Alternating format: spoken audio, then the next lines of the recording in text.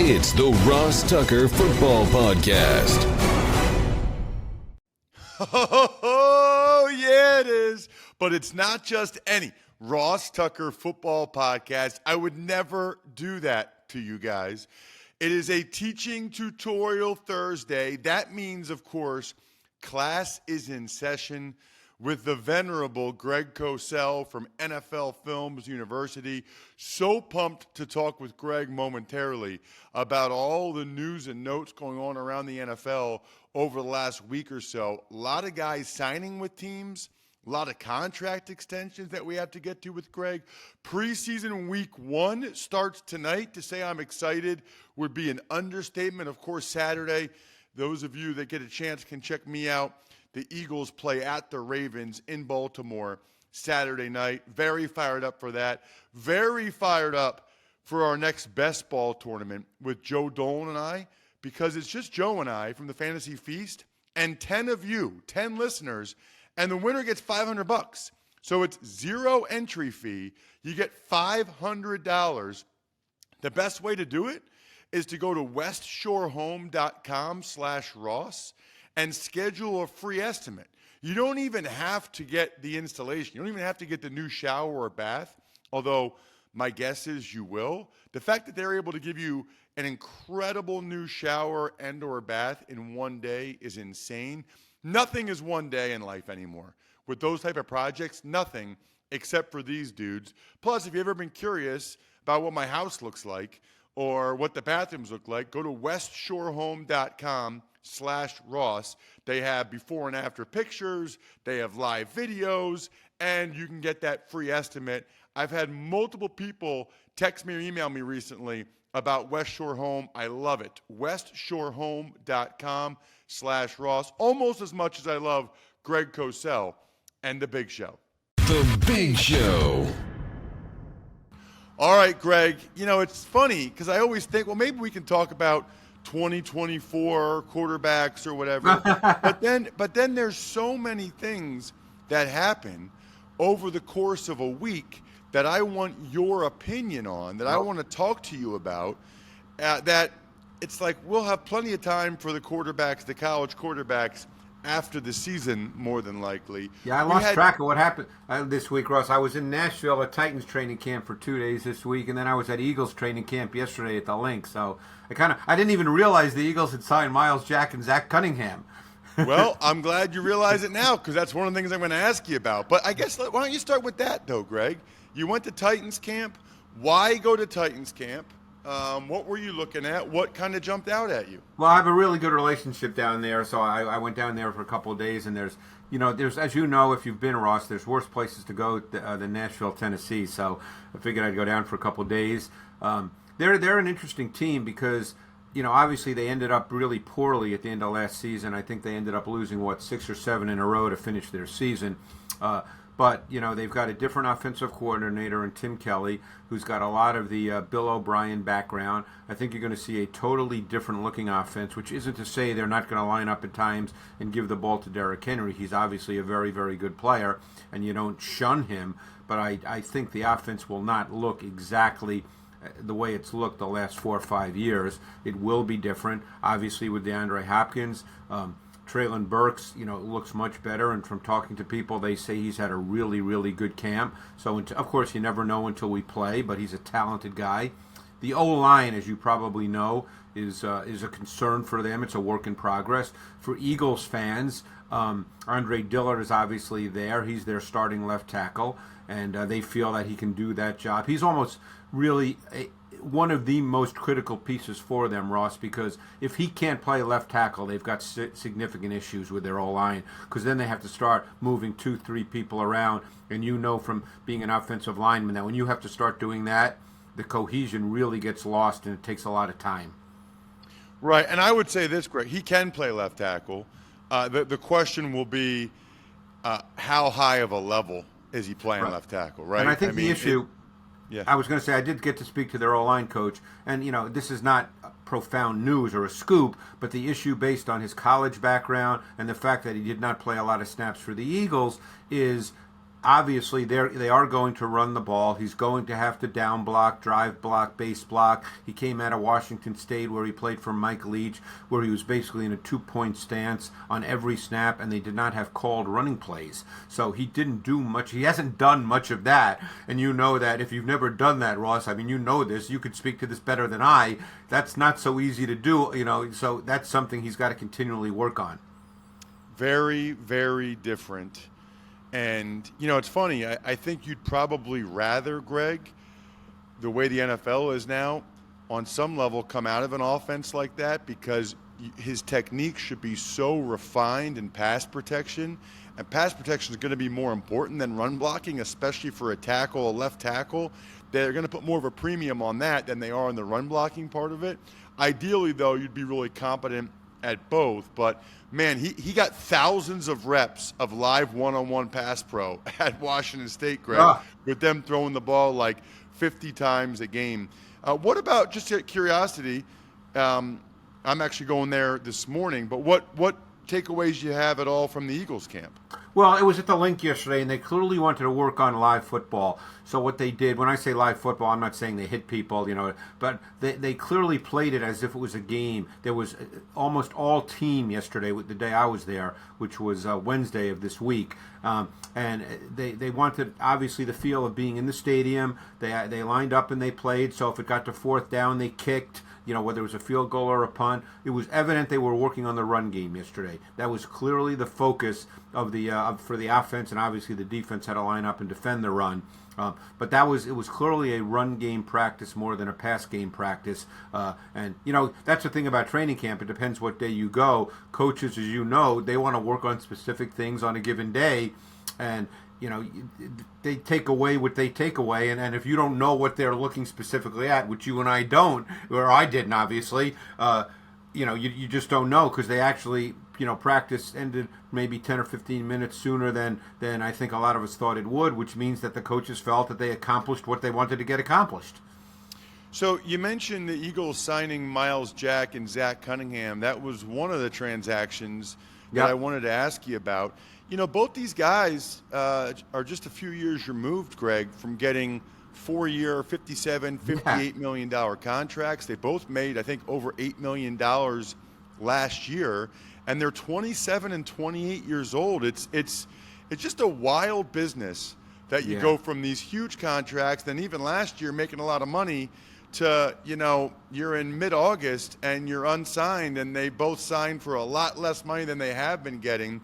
What were these guys when they were at their best, and what do you think they still have left? Yeah, Myles Jack was a really interesting guy coming out of UCLA. You probably remember he was viewed as one of those first unbelievable linebacker athletes. I remember people saying, this guy is such a good athlete, he could come to the NFL and line up on the outside and cover Julio Jones, which, you and I know that was not going to happen, and he couldn't do that. But he came out as a great athlete. He played some running back at UCLA. I remember he had a game as a freshman, I forget who it was against, where he rushed for about 160 yards. I've never quite thought, and I've seen Jack play pretty much his whole career, I never quite thought he became the player that his athleticism, that side speed profile suggested he could become. Not a bad player, but I didn't think he played particularly well in Pittsburgh last year, and I think that's why he's not there, and why he was out there. So I think if he was still, if people in the league who study him more closely even than I do really believe he could still play at his age at a high level, Ross, you and I both know he would not have been out there a week and a half into training camp. So he has a lot to prove. Zach Cunningham's another fascinating guy. He's not that far removed, I think, from leading the NFL in tackles maybe 4 years ago or so. He's long, he's athletic, he's a stacked backer. Another guy that, he was hurt a lot last year, so I don't know the nature of the injury. I don't know if that impacted, teams not wanting to sign him. But another guy that just the last year or two did not seem to play to the same level as he did earlier in his career when he really looked prototypical because of the size and the length and the movement. While we're talking linebackers, Greg, I wanted to get your thoughts on the Bengals giving a big extension to Logan Wilson. I really like him as a player, and obviously they do too, and they think he's a foundational piece. There's some people, Greg, we talked about this, and maybe the Eagles are one of those teams that don't really invest in that position, but obviously the Bengals and Louis Anarumo, they feel like Wilson provides a lot of value. He's been very good for them. Yeah, and that becomes the philosophy with your defense, your organization, your coaching staff. The Bears the same way with Eberflus signing Edmonds and T.J. Edwards. Some teams obviously value the position. The Eagles, it's funny that the Eagles just brought in Jack and Cunningham, and obviously they're not paying them a lot, but the Eagles are not going to pay linebackers a lot of money. I think Logan Wilson is a really good player. I talked before they signed Jermaine Pratt that I thought he was a really important piece for them as well. So now they've locked up their two stacked backers, Wilson and Pratt, and I believe they're really critical pieces to their defense. Wilson's a really good player. Pratt's a really solid player. That's important. It all depends on what your philosophy is and how you choose to play. But you're right, Ross. Logan Wilson is a really, really good player. I think it's interesting, Greg, that they would allow both safeties to leave, but retain both linebackers. I guess I kind of feel like, Greg, if it were me, right, I would have kept one linebacker and one safety. Now, it doesn't always work that way, and money's a factor and all that stuff, but I feel like I'd rather have kept one of my studs at each position and then rather than replace both safeties, if that makes sense. Yeah, it's funny you say that because obviously they're a team that has other players coming up. They've got Burrow, they've got Chase, T. Higgins, and obviously they're going to sign Burrow, they're going to sign Chase. T. Higgins is probably, who knows. So Bates was really asking for a lot of money, and he's a good football player. That's not the point.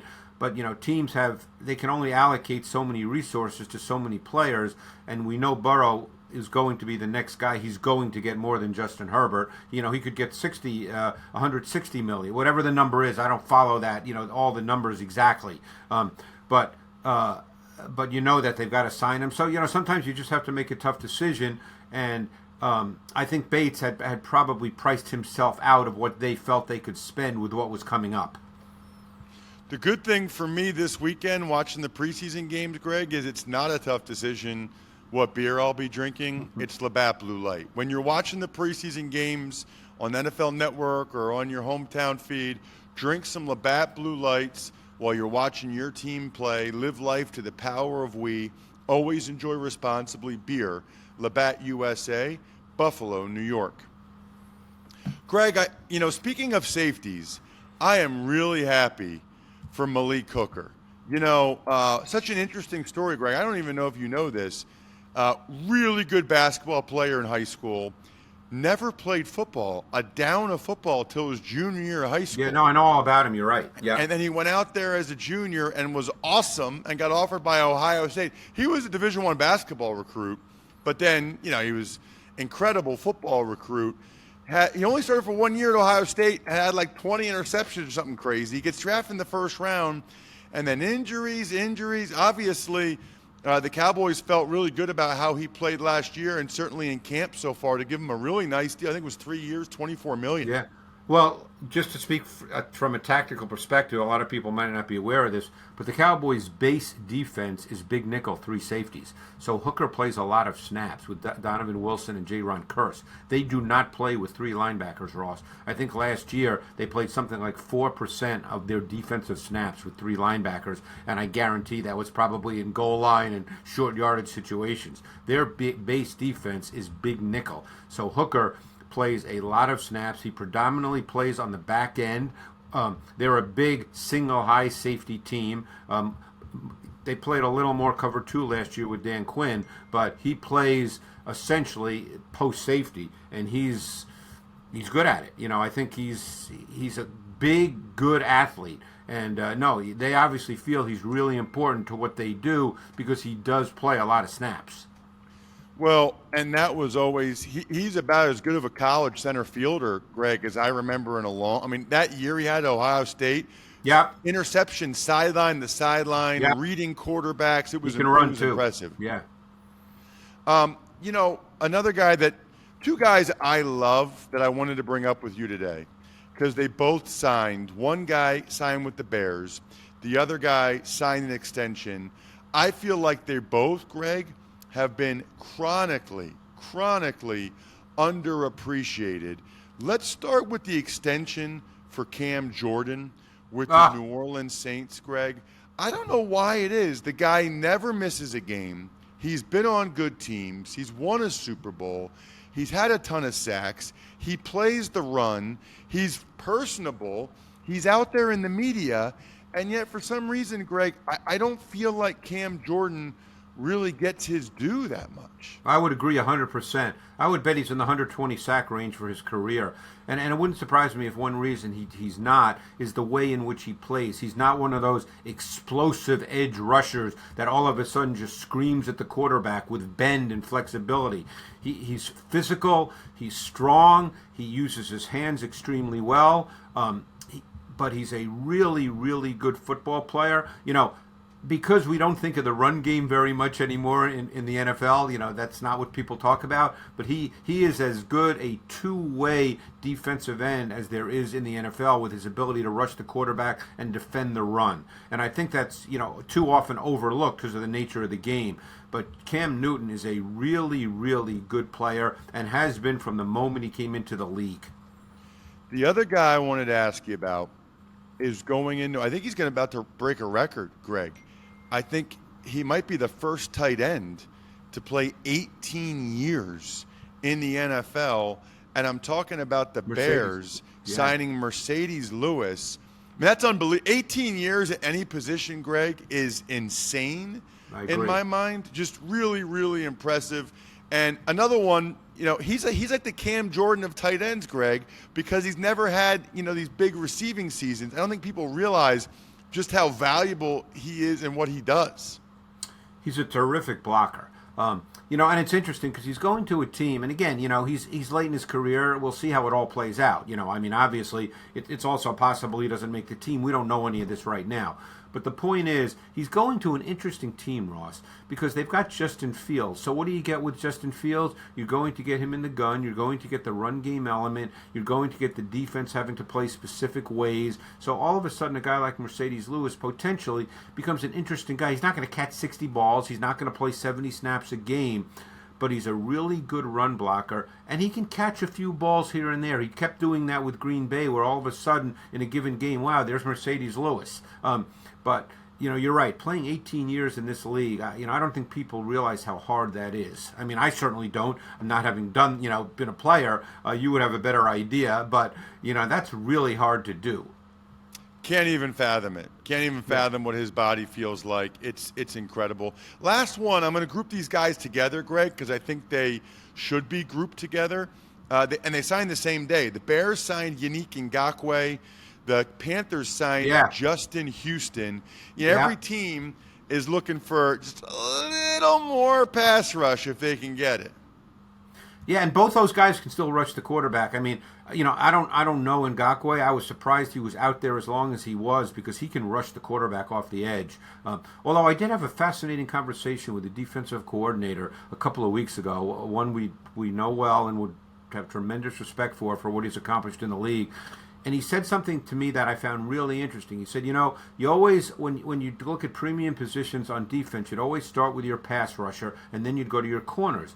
He said, now I'm beginning to think that corner is the number one premium position, more so than pass rusher, because of all the quick game throws that teams have with RPOs and just quick game in general. And I really thought that was an interesting statement, and I think there's some truth to that. Not that pass rushers don't matter. He didn't say that, but, who knows? Maybe teams are starting to think a little bit differently because, as you and I have discussed, in order to disrupt quick game throws, you're not going to disrupt the quarterback. The ball's out too quick. So what do you have to do? You've got to disrupt receivers.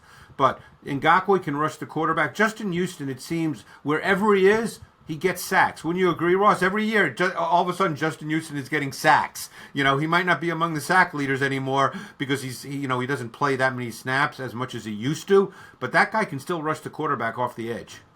And he has been playing forever as well. Greg, you are the man. Thank you so much for the time, as always. Really appreciate it. Thanks, Ross. Appreciate it. Love talking with Greg Cosell and love the Game Time app. I am borderline obsessed with this thing at this point.